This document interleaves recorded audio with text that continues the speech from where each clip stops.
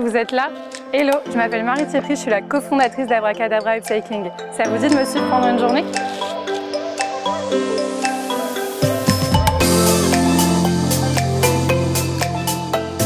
Avant de vous montrer une journée avec moi, je vais faire un petit retour sur mon parcours professionnel. Il y a 4 ans, j'ai étudié à l'EDEC en programme Grande École. Pendant tout ce temps-là, il y avait un peu la fibre entrepreneuriale qui vivait en moi. J'avais un rêve, c'était faire ça. J'ai décidé de me lancer à 100% dans l'aventure entrepreneuriale avec Abracadabra Upcycling. Et d'ailleurs, je vais vous parler plus en détail de ce projet. Salut Margot! Prête à commencer une nouvelle journée de travail? Allez, c'est parti!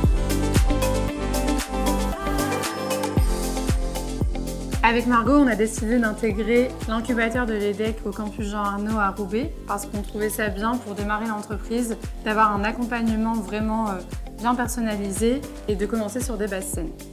Ici, ce qui est super, c'est qu'on a accès à des bureaux. On est aussi avec d'autres startups, donc ce qui est hyper stimulant. On a aussi plein de ressources mises à disposition. Par exemple, on a des ressources sur tout ce qui est juridique, comptabilité et toutes ces choses-là. On est aussi accompagné par un mentor et l'équipe de l'EDEC qui nous suit tout au long de notre projet. Abracadabra Upcycling, c'est la première marque de soutien-gorge zéro déchet entièrement réalisée à partir d'anciens soutiens-gorge. On a eu l'idée de ce projet quand on a appris que 70% des soutiens-gorge du placard des femmes n'étaient plus portés et qu'un soutien-gorge ne peut pas se recycler.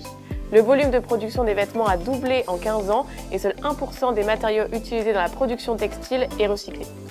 Avec Abracadabra Upcycling, aucune nouvelle matière n'est produite.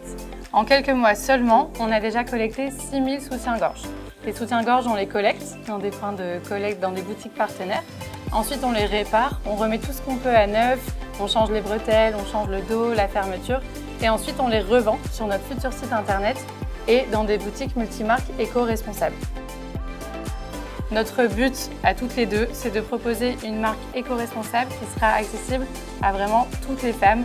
Les prix sont très abordables et nous avons toutes les tailles.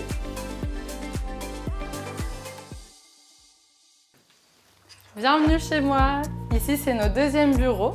Donc, c'est ici qu'on fait la couture, comme vous voyez Margot. On a aussi une petite partie administrative juste derrière moi et on a aussi une toute petite partie de nos stocks. C'est les soutifs qu'on est en train de transformer et ce qu'on vient d'aller chercher dans nos points de collecte. Je vais vous présenter ce qu'il est possible de faire du coup sur les différents soutiens-gorge. Alors, si on prend celui-ci par exemple, on a changé la fermeture dans le dos. On a fait un gros rafraîchissement, on a aussi fait un bon nettoyage. Ce qu'il est aussi possible de faire sur les autres soutiens-gorge, c'est changer les bretelles quand elles sont détendues. On peut aussi changer la balène quand elle est cassée, rajouter de la dentelle pour remettre un petit coup de peps au soutien-gorge. Pour les soutiens-gorge qui sont trop abîmés ou les marques qu'on estime de qualité un peu moindre, on va en faire des accessoires, donc comme ici par exemple le chouchou, et on a aussi d'autres accessoires en tête pour la suite du projet.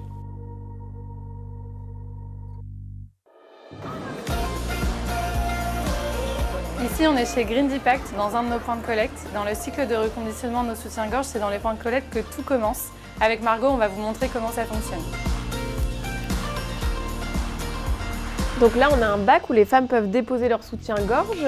On récupère tout type de soutien-gorge, que ce soit avec armature, sans armature, coloré, d'allaitement, tous les types de soutien-gorge. Je vous présente Camille, qui est la fondatrice de Green Impact. C'est une actrice majeure dans la mode responsable dans la métropole lilloise. Pour nous, c'est vraiment génial d'avoir un point de collecte ici. D'ailleurs, ça a été le premier. On est super contente parce qu'on est 100% en accord avec ses valeurs. C'est vrai que moi, dès que les filles sont venues me parler de leur projet, j'ai vraiment tout de suite adhéré. Ça s'inscrit vraiment dans ce qu'on a envie de faire, ce qu'on a envie de proposer à nos clientes, à notre communauté, de donner une seconde vie, que ce soit à ses vêtements ou à leur soutien-gorge. Donc finalement, voilà, ça fait juste partie du process de notre ambition et de notre vocation à toutes.